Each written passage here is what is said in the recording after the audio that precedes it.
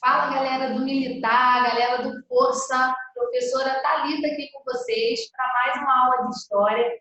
Nesse módulo, o módulo 3, nós iremos estudar a economia açucareira. Vou compartilhar a tela aqui com vocês, ó. Lembrando que todo esse material, esse PowerPoint que nós estamos utilizando nas aulas, nós vamos liberar para vocês através do portal da escola.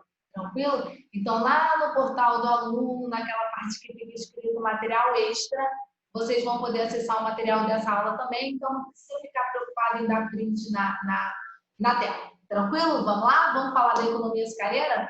Galera, o açúcar vai ser o principal produto, a principal mercadoria, produzida aqui no Brasil, na chamada América Portuguesa, na época, no século XVI até o século XVII. Galera, por que o açúcar? Porque Portugal, depois daquele primeiro período que a gente chama de período pré-colonial, no qual a principal atividade era a extração do pau-brasil, que foi a maior riqueza encontrada aqui de imediato após a chegada dos portugueses, porque Portugal decide produzir o açúcar. Galera, o açúcar ele é um produto extremamente raro, caro, advindo das Índias. Para vocês terem noção, o açúcar ele não era algo comum na Europa. As pessoas elas utilizavam o mel para adoçar as coisas. E o açúcar era tão valioso que ele constava nos documentos de posse do rei. O açúcar constava como dote de uma princesa e até nos testamentos de herança. Então, imagina uma pessoa deixa de herança para o filho um pouco de açúcar, para vocês terem noção do valor que o açúcar tinha. Tanto que essa mercadoria era conhecida como ouro branco. Outra aqui a título de curiosidade, outra informação. Para vocês terem ideia, uma festa, quando tinha doces de açúcar, era uma festa sinistra, uma festa assim, muito bem avaliada. Pensa quando a gente mede o valor de uma festa pelo que é servido nela. Caraca, irmão, foi uma festa que tinha champanhe liberado, foi uma festa que tinha comida japonesa assim, ó, regada. Você está avaliando o valor da festa pelo que foi servido. A mesma coisa acontecia na Europa. Você dá uma festa assim, com doces de açúcar, era top demais. Então, a gente já pode perceber que essa mercadoria tem um alto valor comercial, uma mercadoria, na época, lá no início do século XVI, era uma mercadoria que tinha um alto valor. Vamos continuar analisando os motivos da escolha do açúcar como produto a ser produzido aqui no Brasil. Galera, quando os portugueses vêm para cá, eles vêm com um claro objetivo mercantilista. O que eu quero dizer com isso? Os portugueses eles não vêm para a América porque o país está lotado, porque não tem espaço para as pessoas, porque não tem onde os portugueses ficar. Vamos levar a galera para o Brasil porque aqui a gente não tem mais como colocar os portugueses. Não é isso. Os portugueses chegam ao Brasil naquele contexto de expansão marítima e comercial, no qual eles estão tentando superar a crise do século XIV. Vocês lembram disso? A crise do século XIV, a crise do feudalismo. Então, eles estão, claro, em busca de terras, em busca de riquezas, em busca de uma rota alternativa para as especiarias. Então, os portugueses, quando colonizam o Brasil, eles têm um claro objetivo de enriquecimento, de acumular riquezas. Quando vocês estudaram lá no módulo 1, essa chegada dos portugueses, por exemplo, eu para os meus alunos pedi que eles lessem a carta do Pero Vaz Caminha. Quem é meu aluno aí vai recordar disso. E na carta do Pero Vaz Caminha tem uma parte que eles dizem: não encontramos ou não podemos saber se há ouro ou prata, coisa alguma de metal.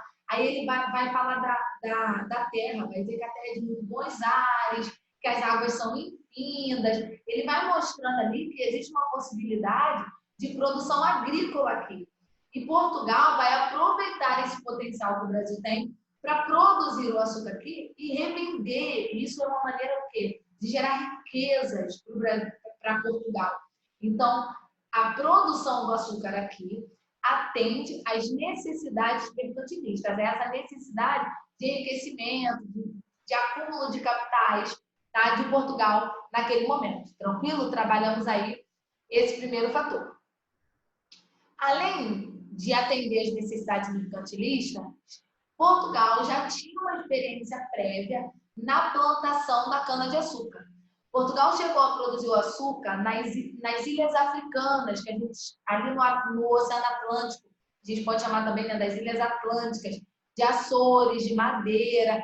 Essas ilhas passaram por um processo de colonização também de Portugal.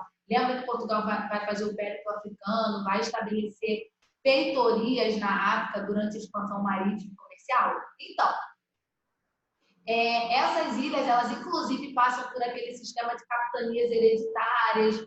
O sistema de capitanias hereditárias lá é eficiente, é um território bem menor do que o Brasil, então é mais fácil que isso funcione lá. Mas, enfim, se Portugal já conseguiu produzir a cana-de-açúcar nas ilhas africanas e foi sucesso, vamos produzir a cana de açúcar no Brasil também. Até porque, como nós falamos no início da aula, esse açúcar é uma mercadoria que tem uma altíssima lucratividade dentro desse mercado europeu. Então, eu posso vender esse produto com lucros muito altos, ok? Também existe a necessidade de ocupar e de explorar a terra aqui no Brasil. Amém? Vou lançar uma pergunta aí para vocês. Me responde aqui, tá? Por que Portugal precisava ocupar a terra? Respondeu? Por que Portugal precisava ocupar a terra? Foi? Gente, o Brasil estava passando por um processo de invasões. Existem países invadindo a América Portuguesa nesse momento? Claro. A França é um dos principais países que fazem isso. A gente vai ver na próxima aula do módulo 4, as invasões francesas. O rei da França não respeita o Tratado de Tordesilhas. Ele contesta aquele tratado que dividiu, né, o mundo colonial, o novo mundo entre Portugal e Espanha. Então, se ele não reconhece o Tratado de Tordesilhas, ele não reconhece a posse das terras aqui na América por Portugal. E por isso a França invade a América. E se Portugal não quiser perder essas terras, ele precisa ocupá-las. E não é só ocupá-las, é óbvio, ele quer explorá-la. Ele quer fazer com que essa terra seja bastante lucrativa para ele. Então, vamos produzir o açúcar lá. E, claro, o Brasil tem um potencial para essa produção. O Brasil tem um clima tropical, um solo fértil, que é o solo de Massapê, e uma posição litorânea que também permite que essa mercadoria seja escoada para a Europa. Qual vai ser a principal região produtora do açúcar aqui na América? Qual é o principal centro econômico, né, da América Portuguesa nesse período? O Nordeste, ok? Eu coloquei um mapa aqui para vocês, e esse mapa, ele mostra aí a América Portuguesa, a divisão, né, que é feita no início. Vocês podem perceber que a ocupação, as áreazinhas aqui que estão de verde, rosa para vocês, que é a área que corresponde à ocupação dos portugueses naquele momento, é uma área no interior do território ou é uma região litorânea. Como é que é a ocupação portuguesa? A gente falou isso lá no módulo 1, tá? O seu professor falou para você em sala. Como é que é a ocupação portuguesa nos primeiros anos aqui na América? É uma ocupação do interior, do território? Sim ou não? Não, né? Por quê? Porque ir para esse território é um território desconhecido, é perigoso, você precisa saber sobreviver ali, se alimentar, não ser atacado pelos povos nativos. Então, é muito complicado ocupar o interior, tá? De uma terra que ainda é desconhecida. Essa ocupação feita pelos portugueses é uma ocupação litorânea. E é nesse litoral que, a princípio, os engenhos serão criados. Com o passar dos anos, a gente vai ter engenhos no interior, mas aqui, esse engenho ele fica no litoral. E isso facilita o acesso à Europa, o escoamento dessa mercadoria para Portugal.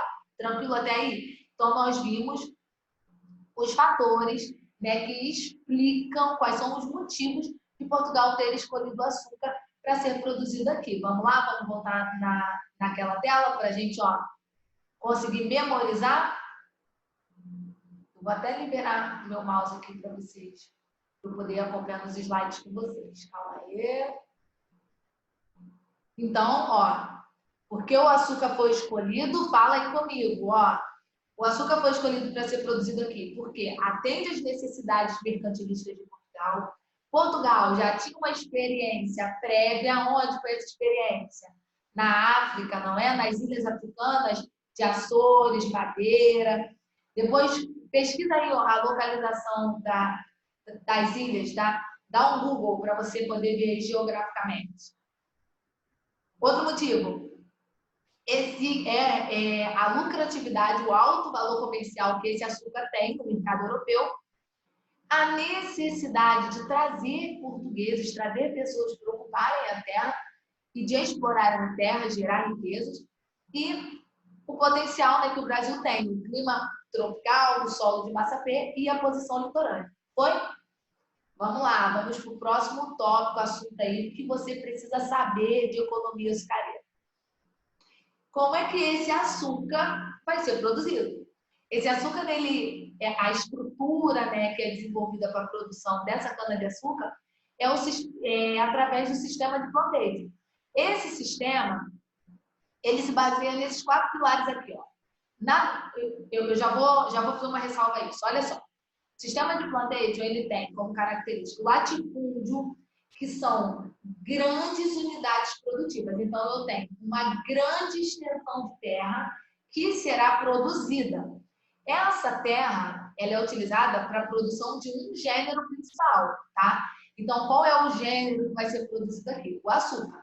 Então, latifúndio, grande extensão de terra, uma grande unidade produtiva de uma cultura, ok? Que é o açúcar. A gente teve plantation em outros locais da América, sim, tem uma que é famosão.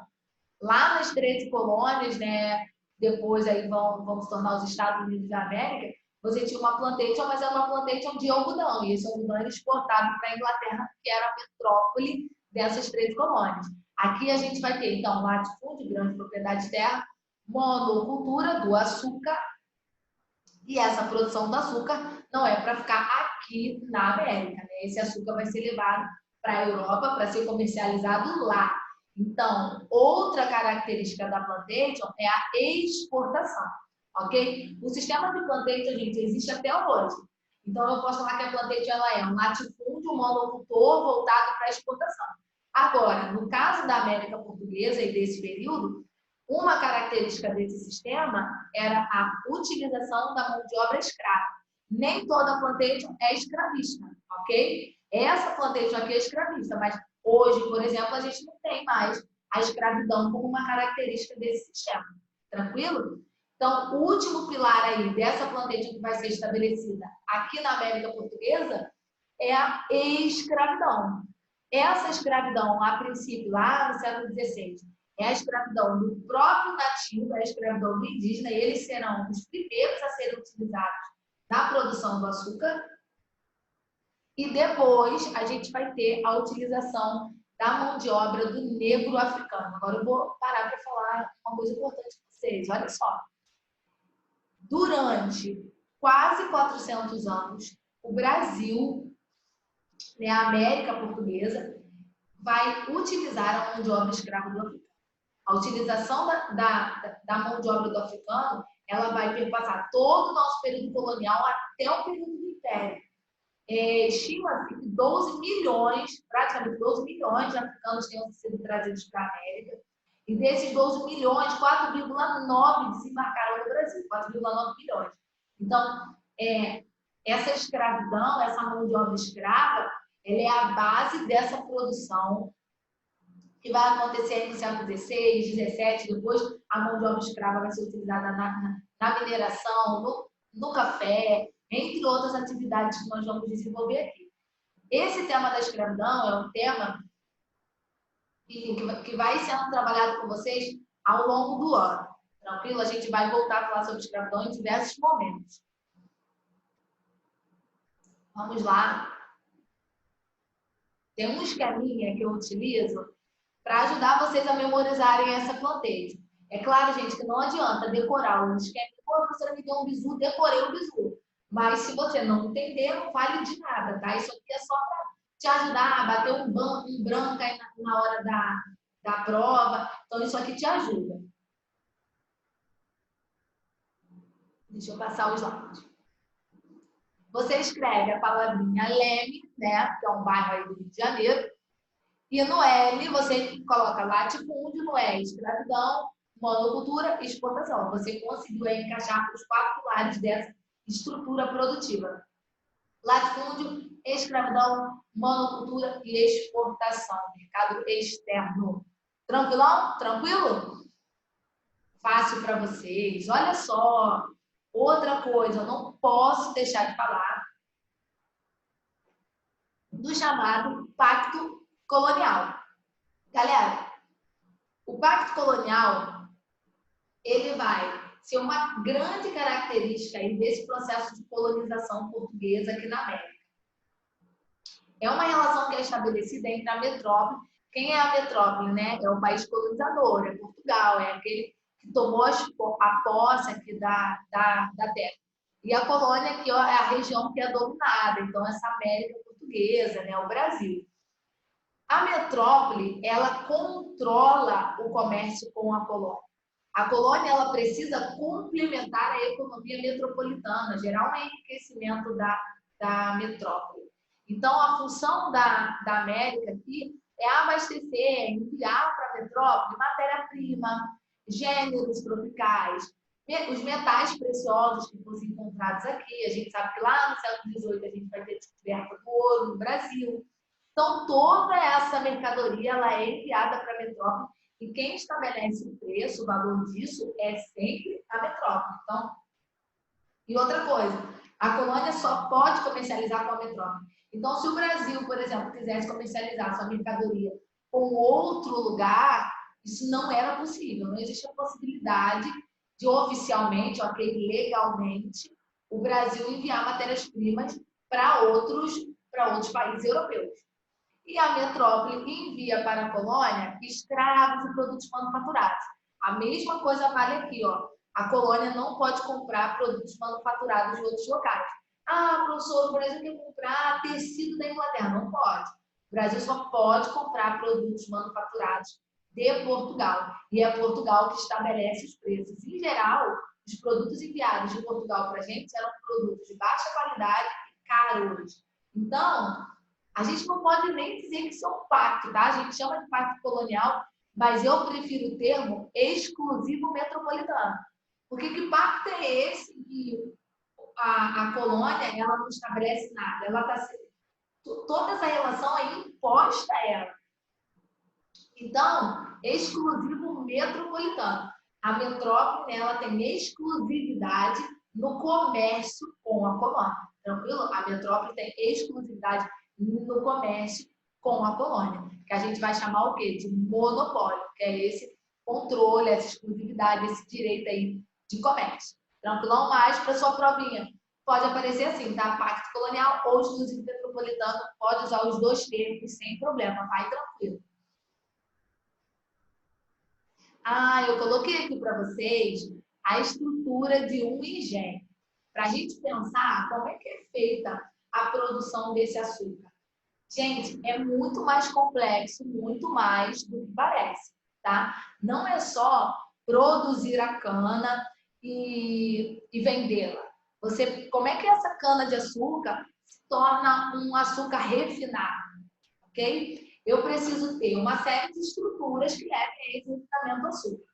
Por exemplo, essa cana de açúcar, ela primeiro é plantada, então eu tenho uma lavoura, que vai ser produzida pelos escravos do Eito. É esse escravo que prepara a terra, que planta a cana, que colhe a cana.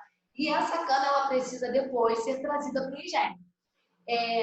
O meio utilizado, se vocês repararem aqui na imagem, tem cavalo, tem boi. Esses animais, eles eram a força motriz. São eles que vão carregar, né, ali junto com os escravos, essa cana de açúcar até o engenho. Construir um engenho, ter um engenho era algo caríssimo, que demandava um investimento muito grande. E Portugal vai precisar de crédito para isso. Eu já vou falar com vocês de onde vai vir esse dinheiro, esse crédito para a construção do engenho. Eu tenho 2 tipos de engenho, tá? Nem todos os engenhos são grandões assim, bonitões, igual que está representado nessa imagem, não. Eu tenho um engenho que era grande, um engenho que tinha, enfim, uma estrutura, né, grandiosa, é o chamado engenho real. Esse engenho, embora a gente use o termo real, ele não tem nada a ver com a realeza, com o rei, com a rainha, não. Esse termo real, ele vem de que realmente ele tem um maior potencial, ele tem um maior investimento, ele tem uma maior capacidade que os engenhos menores. Então, esse engenho real, que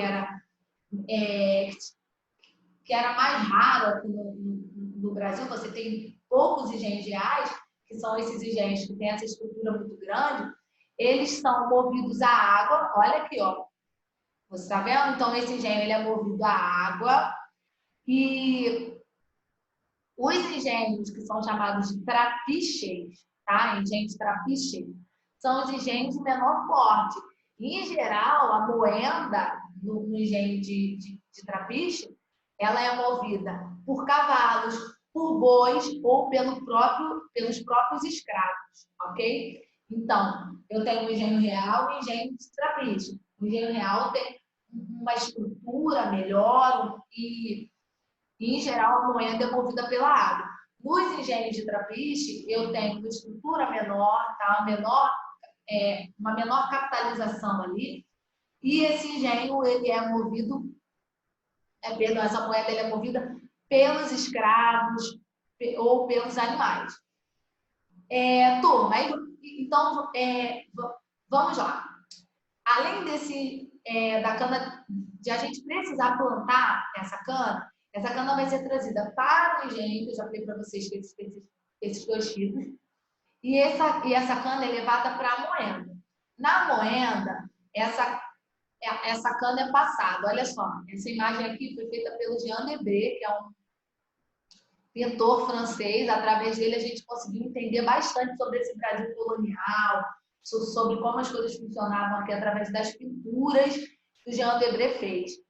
Essa cana, olha só, ela é colocada aqui na moenda para que você possa extrair o caldo dela. Tá vendo o caldo caindo aqui numa tigela aqui embaixo?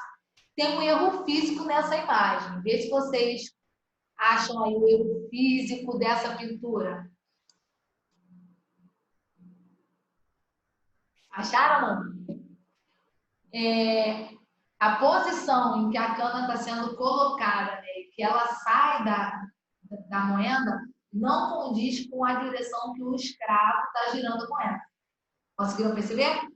Mas isso é o de menos, né, gente? Acho que pela imagem já fica claro para vocês como é que essa moeda funciona. E que ela é uma moeda bem diferente daquela que está na primeira imagem para vocês, ok? Então, essa cana ela é colocada aqui para extrair o caldo e depois esse caldo, né, ele é levado para a chamada cozinha do açúcar, onde esse caldo ele é cozido e aí você vai ter a produção do chamado melaço. Tipo uma calda de pudim, tranquilo? Para a produção desse melaço, era necessário um profissional bastante qualificado, tá? Especializado. Esse cara era chamado de o mestre do açúcar. É ele que vai olhar lá e vai dizer, ó, tá bom, está no ponto ou não está no ponto ainda, continua. Então, esse cara ele é um profissional assalariado, ele vai receber aí uma quantia por esse trabalho. Ele é alguém especializado nisso, isso não é algo simples. Então, você tem a produção desse melaço. Esse melaço é colocado numa forma, tá? Aqui na imagem, no número 3, no número 4, mostra no número 3 mostra esse açúcar sendo colocado na caldeira, né? E depois, esse açúcar aqui na imagem de número 4, ele é colocado nessas formas. E esse açúcar só vai ser refinado lá na Europa. É lá na Europa que esse açúcar vai ser refinado e distribuído. Tá? E a gente tem diferentes tipos de açúcar. A gente tem o açúcar mais próximo do branco, o açúcar mascavo, tá? Que é aquele açúcar que tem uma tonalidade mais marrom. Tranquilo, gente, essa parte? Além do engenho, da lavoura, eu tenho a casa grande. A casa grande é a casa do proprietário da lavoura, do engenho, dos escravos. Então, é aqui que essa família portuguesa, branca, proprietária de escravos, eles vivem. E dentro da casa grande, eu tenho os escravos de casa, eu tenho os escravos que vão trabalhar ali para os seus senhores, que são as cozinheiras, os mordomos, enfim. É uma outra relação, que a gente vai falar também numa outra aula. E aqui a gente tem a senzala. Em geral, gente, a senzala não era como essa não, tá? Eu vou até fazer uma crítica a essa imagem, porque em geral as senzalas elas não têm janelas, elas têm uma única porta, uma única saída, que é para dificultar a fuga dos escravos. Então é ali que esses escravos ficam, né, em péssimas condições. A gente vai falar sobre escravidão mais à frente. Mas acho que essa imagem, no geral, representa bem essa estrutura, né, da produção açucareira no Brasil. Tranquilo? Vamos lá. Eu falei para vocês que fazer a estrutura do engenho não é algo barato, não é algo simples. E Portugal precisa de capital para isso. De onde é que tem o capital português? O capital, o crédito, né, digamos assim, que vai ser utilizado para a criação dos engenhos é enviado pela Holanda. Os holandeses serão os grandes parceiros, digamos assim, de Portugal nessa empresa açucareira. É através do capital enviado pelos holandeses que boa parte dos engenhos serão construídos e Portugal, e a Holanda, em troca disso, vai ter uma grande participação. São os holandeses que vão transportar esse açúcar. Então, pensa aí, sei lá, tu vai fazer uma mudança e você precisa contratar alguém para levar seus móveis para casa nova. Essa pessoa que vai fazer esse frete vai cobrar um valor para você, ok? Por ter ido à sua casa, feito a mudança, né? E levado esses móveis para outro lugar. O Brasil, a partir dessa parceria, né, que foi feita com o recebimento do capital holandês, então, quem tem o direito, né, o monopólio, digamos assim, de vir aqui pegar esse açúcar para transportar para a Europa são os holandeses. Então, os holandeses eles vão fazer esse frete, ok? E vão, óbvio, cobrar por isso. Também são os holandeses que vão refinar esse açúcar. Falei para vocês que é complexo, que é difícil esse processo. Então, para vocês terem noção, em Amsterdã, a gente chega a ter umas 20 refinarias de açúcar. Então, eles refinam o açúcar e distribuem, comercializam isso na Europa. Alguns pesquisadores chegam a falar que a Holanda, estimar aí, ficaria com 50% do lucro de todo o açúcar produzido. É claro, gente, que é muito difícil, é muito complicado a gente trabalhar com esses números, ok? Mas isso é só para a gente ter uma ideia aí de quanto mais ou menos os holandeses lucrariam com esse comércio, ok? Praticamente metade aí de todo o lucro da produção açucareira. Isso é uma estimativa, ok? Vamos falar um pouquinho sobre essa sociedade do açúcar.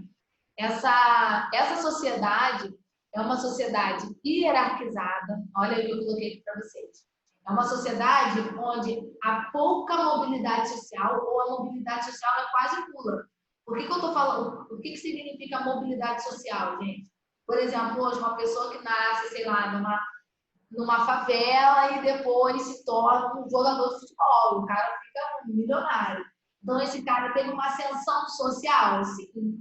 Agora, aqui, gente, um escravo, ele nunca vai se tornar um senhor de engenho, ok? Então, a condição desse escravo mudar de vida é quase nula, é praticamente impossível. Então, eu tenho uma sociedade em que o lugar de cada um ele é claramente definido, estabelecido, em que essa condição social, ela importa. Olha só, quando eu tenho aqui no topo da pirâmide os aristocratas, o senhor de engenho, nem todo português aqui, ele era senhor de engenho, tá? Isso é importante eu falar. Deixa eu até abrir a tela aqui para vocês. Tem pessoas, portugueses, que vêm para cá, e eles não têm crédito para fazer, eles não conseguem crédito para construir a estrutura do engenho. Então, esse cara ele pode ser um lavrador de cana. O que é ser um lavrador de cana? Ele é um produtor de cana, mas ele não tem engenho.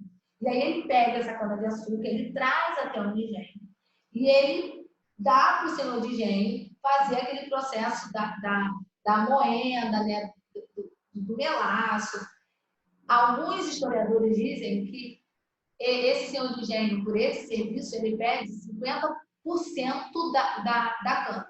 Então, ele fica com metade da cana e o restante fica para esse lavrador de cana. Existem outros tipos de relação também, tá? Mas o que eu estou tentando mostrar para vocês? É que não tem só o senhor de engenho. Alguns são lavradores de cana, a gente tem os lavradores de roça que vão produzir outras mercadorias, como, por exemplo, a mandioca para alimentar os escravos, o feijão. Eu vou falar isso com vocês no próximo slide, dessas outras mercadorias que são produzidas aqui, além do açúcar, tá? Então, eu tenho senhor de engenho, lavrador de cana, lavradores de roça, enfim, proprietários de terra. Nem todo proprietário de terra é um senhor de engenho.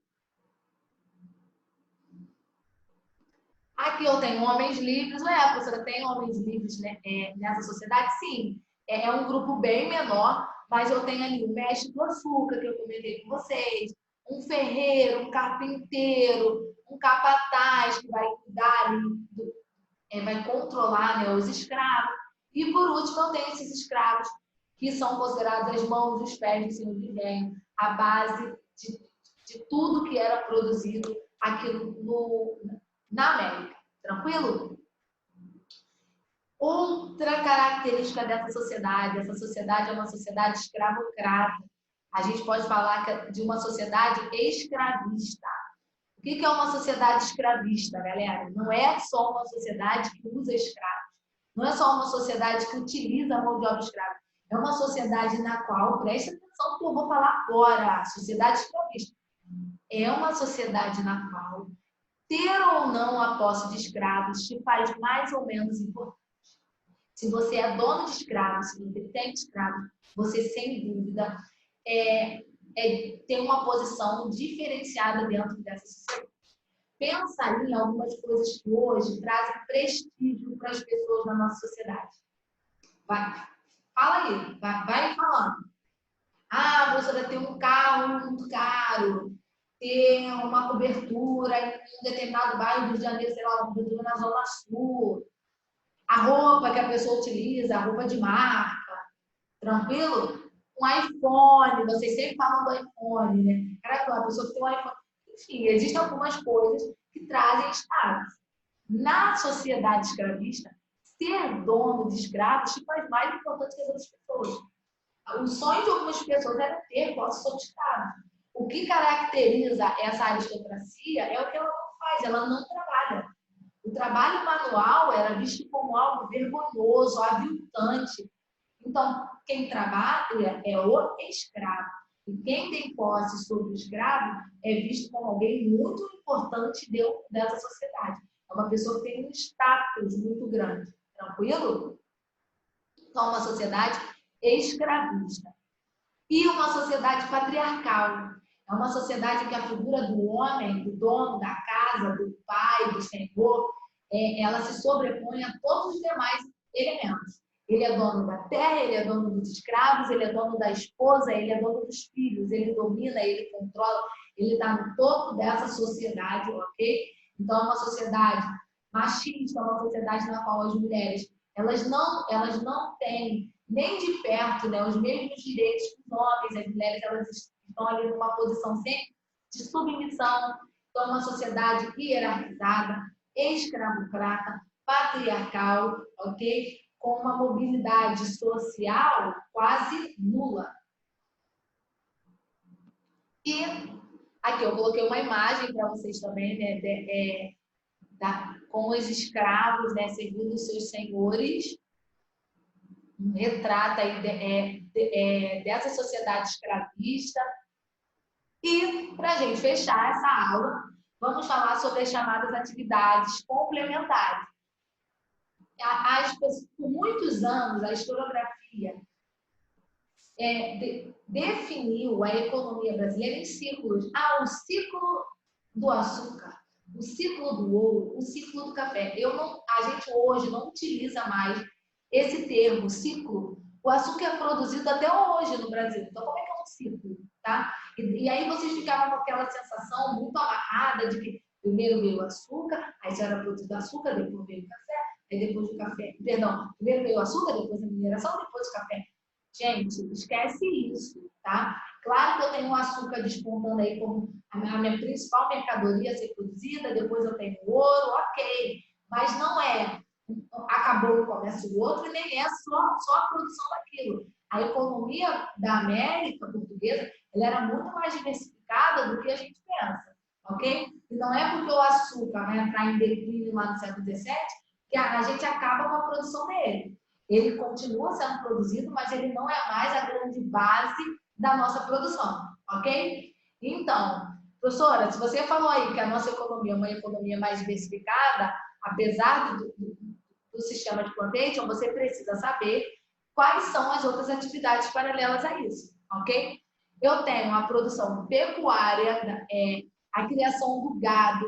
Esse gado, a princípio, é criado próximo ao litoral, próximo ao engenho. Lembra daquela imagem que eu mostrei que o boi, o cavalo, eles vão ser utilizados para carregar a cana? Então, essa atividade pecuária também serve para alimentação, para o vestuário, ok? O couro do animal vai ser utilizado para a produção de sapatos, né? Os sapatos também é um símbolo de diferenciação social nesse período. Então, essa atividade pecuária, ela é uma atividade que ocorre paralelamente à produção do açúcar. Eu tenho a produção do tabaco. Gente, o fumo, ele chegou a ser o segundo produto de maior exportação aqui da América. É claro que ele não chega nem próximo ao açúcar, mas por que o tabaco é produzido, a cachaça, que eu coloquei aqui embaixo, ó, o tabaco e a cachaça, a aguardente, eles eram moedas de troca na África dos escravos.